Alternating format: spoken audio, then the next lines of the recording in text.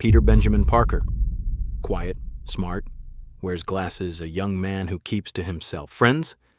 None. Fans? Never. The only kid who raises his hand even in the toughest moments of class, always on the sidelines, always overlooked. But inside, he carried a deep love for science and an unquenchable curiosity to understand the universe. When the class stepped into the massive laboratory, Peter's eyes lit up. From behind his glasses, he examined the machines tinkering with nanogenetic experiments. The guide was speaking. These special spiders have been genetically engineered. Each one represents a unique ability: leaping, web spinning, venom release. Peter looked up. A spider was gliding down from a web. Its colors were different from the others, black with red stripes, and it quietly landed on Peter's hand. A bite. Peter winced. Ah! The spider fell and disappeared. The class didn't care, but something in his body had already begun to change. Peter's skin was burning, his vision blurred, and his joints trembled. He couldn't recognize his reflection in the mirror. The thin, bony frame was gone, replaced by a body so athletic and agile it defied description. And then, the dreams came. A void wrapped in webs, shadows with 8 eyes. Someone walking on walls.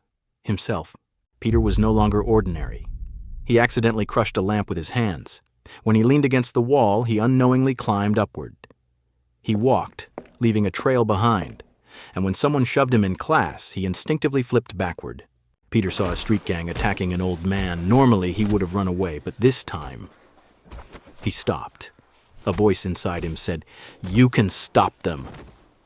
A reflex, a leap, a punch. And within 3 seconds, the gang was on the ground. Peter was scared, but at the same time, he was amazed.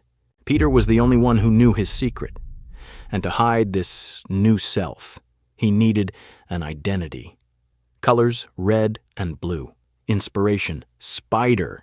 He spent nights working with Aunt May's old sewing machine. Special goggles, prototypes for web shooters. He found a name, Spider-Man. To test his powers, Peter entered a wrestling match. There was a cash prize.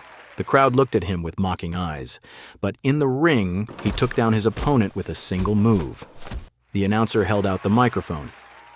"What's your name, kid?" Peter smiled from beneath his glasses. "Spider-Man."